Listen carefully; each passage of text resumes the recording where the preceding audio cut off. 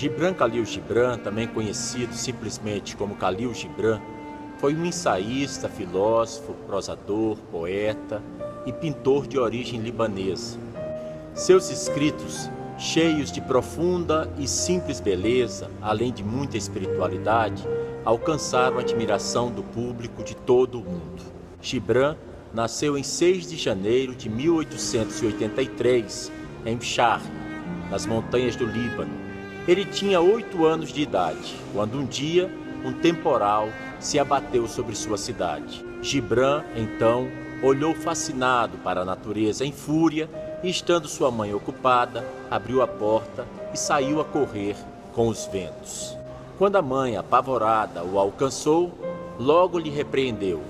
Ele, então, lhe respondeu com todo o ardor de suas paixões nascentes: "Mas, mamãe, eu gosto das tempestades, gosto delas, gosto muito."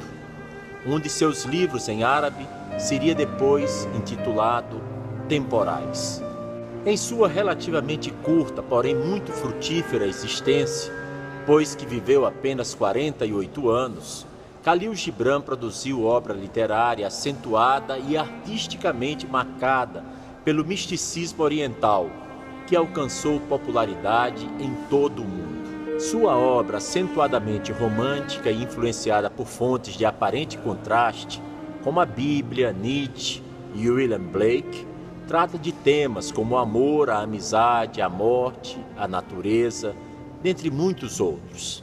Toda ela, escrita em inglês e árabe, expressa as inclinações religiosas e místicas do autor. Sua obra mais conhecida é o livro O Profeta, que foi originalmente publicado em inglês e depois traduzido para diversos outros idiomas. Um outro livro de destaque é o seu Asas Partidas, em que o autor fala de sua primeira história de amor. Khalil Gibran e Mary Haskell mantiveram intensa correspondência por mais de 20 anos, de 1908 até 1931. Parte das cartas foi publicada pela editora Alfred Knopf em 1972. No Brasil, o livro foi publicado pela editora Record com o título O Grande Amor do Profeta, As Cartas de Amor de Khalil Gibran e Mary Haskell. E também essa obra continha o seu diário particular. Gibran conheceu Mary numa exposição de seus quadros. Era o ano de 1904 e isso aconteceu na cidade de Boston. A partir daquele momento, ela passou a desempenhar importante papel em sua vida. O relacionamento era sabido por poucas pessoas na escola. Gibran não costumava citá-la em seus escritos, mas era Mary quem os revisava em grande parte. Gibran Khalil Gibran morreu em Nova York no dia 10 de abril de 1931, tendo como causa-mortes cirrose e tuberculose. Numa dessas cartas, ele recorda seu primeiro encontro com Mary da seguinte forma: "Eu fui tocado pela sua presença desde a primeira vez que a vi. Foi numa exposição de meus desenhos, no estúdio do Sr. Day. Você estava usando algo de prata em torno do pescoço e aproximou-se de mim perguntando: será que eu posso exibir alguns destes quadros na escola onde ensino?"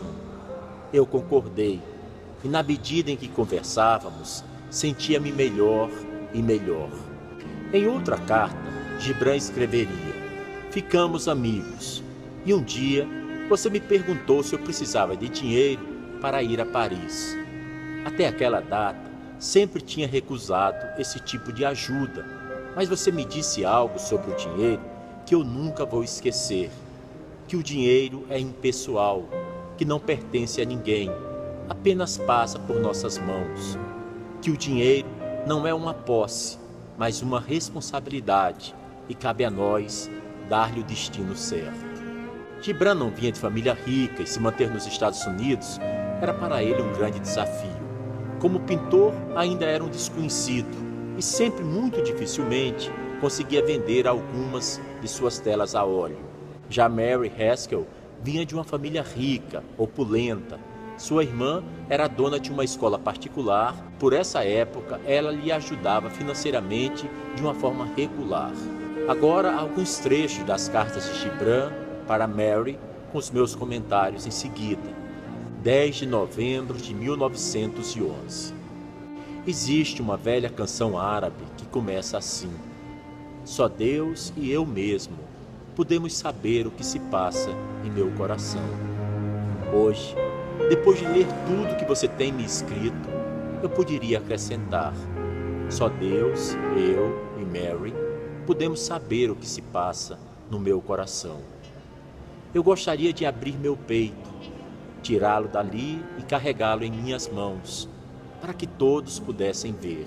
Porque não há desejo maior em um homem que revelar-se a si mesmo, ser compreendido por seu próximo. Todos nós queremos que luz que colocamos atrás da porta seja posta no meio da sala, na frente de todos. O primeiro poeta deste mundo deve ter sofrido muito quando deixou de lado seu arco e sua flecha e tentou explicar aos seus amigos do que havia sentido diante de um pôr do sol. É bem possível que estes amigos tenham ironizado o que ele dizia, mas ele o fez a si mesmo, porque a verdadeira arte exige que o artista tente mostrar-se.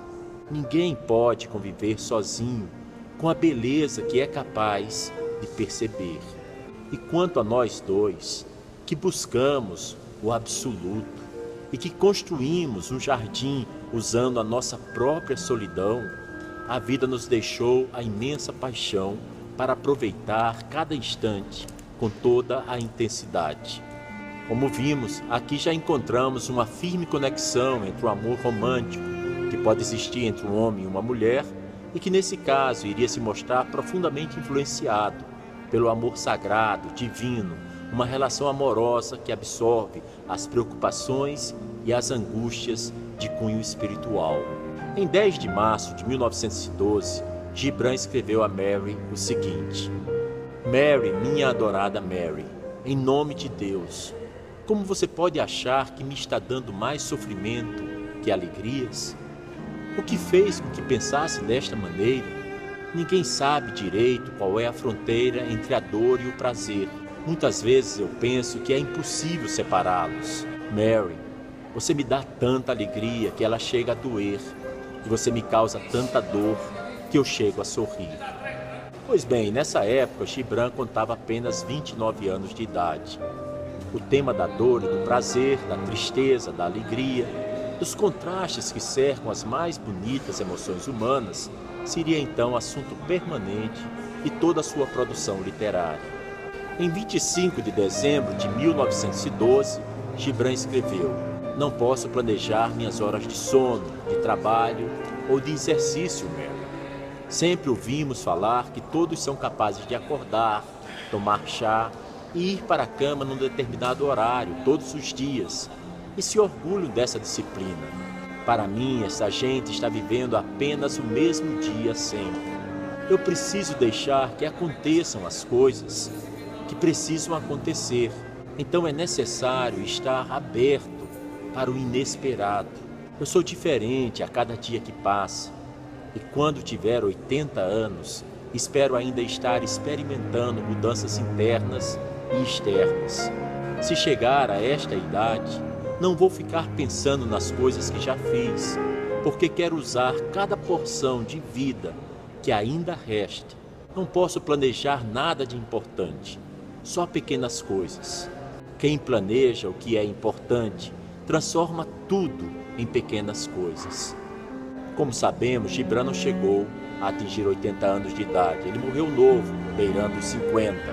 No entanto, ele deixou uma obra que é um convite irrecusável à reflexão sobre os grandes temas, sobre as grandes paixões que influenciam a vida humana.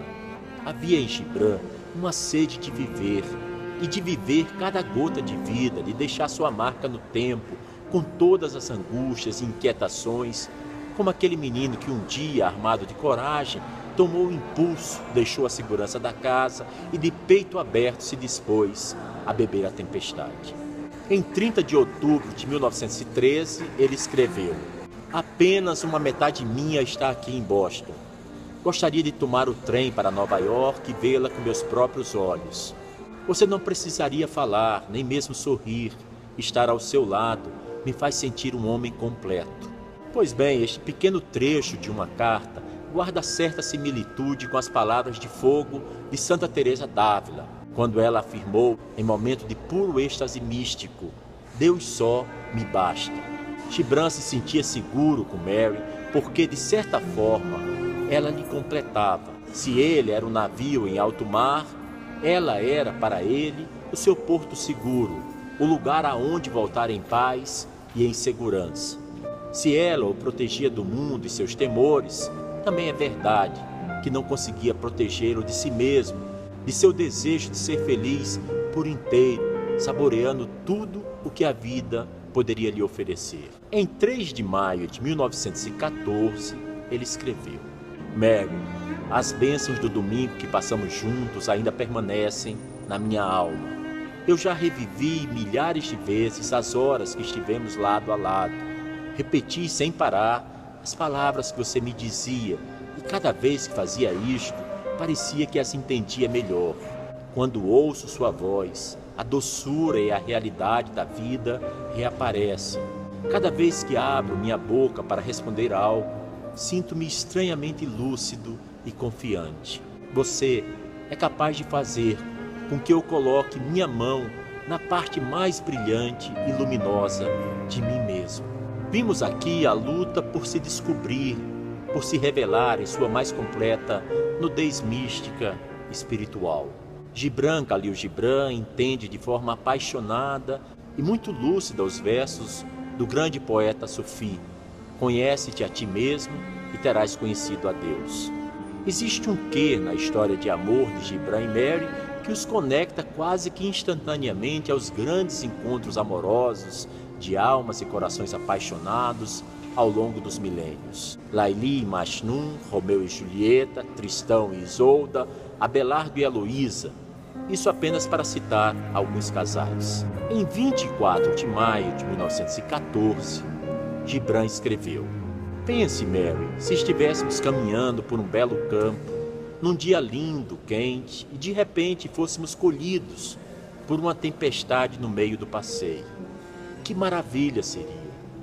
Existe emoção maior que ver os elementos produzindo força e energia através do movimento nos céus? Vamos deixar para trás as 4 paredes de nosso quarto, Mary. Vamos andar por lugares solitários e conversar um pouco.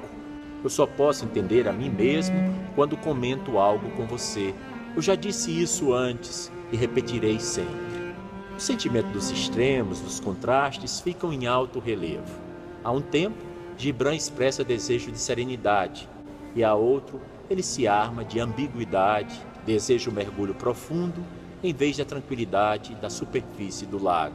Não por acaso, reúne a uma mesma sentença palavras fortes, como emoção e movimento, força e energia. Para Gibran, o amor está longe de ser algo estático, meramente contemplativo. Gibran não vê Mary como outra pessoa, mas sim como parte de si, como extensão de si mesmo, tal o grau de união e amor que ele dedica a ela. Em 28 de janeiro de 1915, ele escreveu: Dormi muito durante estas 3 semanas. Tenho pensado nos milhares de coisas que preciso fazer neste ano. Tenho medo, minha amada Mary, que nunca conseguirei realizar plenamente os meus sonhos. Sempre paro antes. Sempre atinjo apenas a sombra daquilo que desejo. Eu costumava ter prazer ao ver as pessoas elogiando o meu trabalho, mas agora isso me entristece, porque cada elogio me recorda daquilo que ainda não fiz, e eu gostaria de ser lembrado por aquilo que ainda me falta fazer. Sei que isto deve soar infantil, mas e daí? Ontem à noite, eu dizia para mim mesmo: a consciência de uma planta no meio do inverno não está voltada para o verão que passou, mas para a primavera que irá chegar. A planta não pensa nos dias que já foram, mas nos que virão. Se as plantas estão certas de que a primavera virá, por que nós, os humanos, não acreditamos que um dia seremos capazes de atingir tudo o que queríamos? Como vimos, a luta pelo indizível, pelo que não consegue ser abarcado pela gramática do amor, é tema recorrente, constante das cartas de Gibran para Mary. Do mesmo modo, sua compreensão sobre o passado e o presente, de alguma forma, lhe paralisa, lhe impede de seguir avante. Gibran almeja a completude, o todo, mas sabe desde sempre que somente Deus é o completo, somente Deus é o todo. Não por acaso nos lega essa belíssima metáfora. A consciência de uma planta no meio do inverno não está voltada para o verão que passou, mas para a primavera que irá chegar. Em 17 de julho de 1915, Gibran escreveu outra carta e eu separei esse trecho. Poetas não são aqueles que escrevem poesia, mas todos os que têm o coração cheio deste espírito sagrado. Pois bem, eu destaquei esse breve texto da carta de Gibran porque entendo que em bem escassas palavras ele decifrou o mistério da poesia e do poeta, o drama da linguagem, os labirintos em que se perdem a razão diante da força que surge da emoção. Lembrei então de uma frase que Abdu'l-Bahá, o grande sábio persa, que ainda em 1912, em uma das sessões em que posou para que Gibran lhe fizesse o retrato, Abdu'l-Bahá dissera a Gibran o seguinte: os poetas e os profetas veem com a luz de Deus. E a luz de Deus aqui não é exatamente o mesmo a que Gibran se refere como sendo o Espírito Sagrado? Em 9 de dezembro de 1915, ele escreveu: quando alguém consegue trabalhar de dentro para fora, vive num estado de constante renascimento. É uma reconstrução diária de si mesmo. E como você disse muito bem, o dia de ontem já aconteceu há 1000 anos atrás. Lendo suas doces e queridas cartas, sinto-me como uma planta crescendo em direção à luz. E esqueço minhas próprias sombras. Acredite-me que um dia eu serei o homem para quem estas cartas são escritas. Eu quero ser este homem que você pensa que sou, com toda a força de meu coração e de minha alma. Constante em todas as tradições espiritualistas, a luta pela transformação interior, pela alquimia que transmuta o ferro frio e opaco em um líquido incandescente e abrasador, nessa carta vimos Gibran tratar de sua verdadeira natureza, que é eminentemente espiritual, como é a de todos os seres humanos. Gibran sabe que não pode decepcionar Mary, porque isso condenaria a mais amarga decepção, aquela decepção consigo mesmo. Em 6 de janeiro de 1916, ele escreveu a ela: estive pensando em escrever, da forma, manifestar os únicos pensamentos que realmente mudaram minha vida interior, Deus, o mundo e a alma do homem. Sinto que uma voz está tomando forma dentro de mim e estou agora esperando escutá-la. Meu único desejo é encontrar a maneira exata, a vestimenta certa, para que o que esta voz tem a dizer chegue aos ouvidos humanos. É belo poder falar com os outros sobre Deus. Não podemos entender inteiramente a natureza de Deus, porque não somos Ele, mas podemos ao menos preparar nossa consciência para crescer, usando suas manifestações visíveis. Pois bem, eu sorri, um sorriso grande e largo, quando meus olhos caíram sobre essa carta. Há exatos 100 anos passados, não é que o poeta libanês tocou o mistério da comunicação humana em seu mais íntimo significado? Gibran, nessa carta, tratou de forma direta sobre algo que tanta falta faz nos dias de hoje, como também tanta falta fez em seus dias, naquele 6 de janeiro de 1916. Afirmava que é belo poder falar com os outros sobre Deus. Numa época em que tudo parece trazer a marca da futilidade, do descartável, do que é secundário e impermanente, manter conversas significativas, levar avante papos espirituais tem uma importância avassaladora, porque, como disse Gibran, não podemos entender inteiramente a natureza de Deus, porque não somos Ele, mas podemos, ao menos, preparar nossa consciência para crescer usando suas manifestações visíveis. Em 30 de janeiro de 1916, ele escreveu a ela: "Começo a ter uma nova compreensão de Deus, querida Mary, que está comigo dia e noite e interfere em todos os meus passos. É como se pouco a pouco meus olhos estivessem presenciando o nascimento do Criador. Eu o vejo nascendo como uma bruma do meio das montanhas, das planícies e dos mares. Ele levanta-se. Ele ainda não se conhece inteiramente. Milhões de anos se passam e ele, movido por seu próprio desejo, procura descobrir mais de si mesmo. Para isto, cria o homem. Deus não é apenas o criador do homem ou da terra, tampouco é juiz daquilo que acontece debaixo do sol. Deus é a manifestação pura deste seu próprio desejo original, de que o homem e a terra façam parte dele. Deus é uma força em movimento que cresce através deste desejo e faz com que tudo sob a face da terra cresça com ele. O desejo é a fonte do poder que tudo muda. Pois bem, imaginemos agora essa mesma carta em seu contexto real. É a carta de um Gibran apaixonado para sua amada, igualmente por ele apaixonada. E como é difícil crer que mesmo no amor romântico exista tão forte presença e traços do sagrado, do bem-amado, do mais amado. Quanta divindade permeia esta humanidade tão à flor da pele, quanto à flor da pele se mostra seus anseios por Deus, seu e nosso Criador. Em 10 de fevereiro de 1916, ele escreveu: "Esta fome que me acompanha por tantos anos era a vontade de enxergar o que estava além de mim. Tentei de diversas maneiras e agora encontrei o único caminho certo, através de Deus.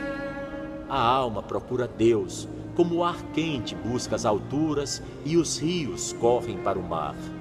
A alma tem dois poderes, o desejo de buscar e a capacidade de lutar por este desejo. E a alma nunca perde seu caminho da mesma maneira que a água não corre montanha acima. Por isso, todas as almas estarão em Deus, não importa quanto tempo isto demore. O sal não perde suas propriedades, mesmo quando misturado a todas as águas do oceano. A alma não perde esta fome de Deus. Ela é eterna e um dia será saciada. A alma jamais deixará de buscar a Deus, e quando encontrá-lo, irá descobrir que ele também a estava buscando. Escolhi esta carta para fechar este papo cabeça, papo coração, porque uma carta assim é um achado e tanto, e vale mais que milhares de compêndios teológicos, uma vez que resume de jeito tão precioso e tão sentido sobre a realidade da vida. Há um forte paralelo das palavras de Gibran com aquelas ditas no século XII pelo Santo de Assis. Gibran escreveu a Mary: a alma jamais deixará de buscar a Deus, e quando encontrá-lo, irá descobrir que ele também a estava buscando. E aquele franzino Francisco, pobrezinho, todo incendiado de amor a Deus, mergulhou de ponta no oceano da vida e de lá regressou, trazendo consigo a pérola de maior preço. Francisco de Assis escreveu: como é que os homens podem amar uns aos outros se não amam o amor?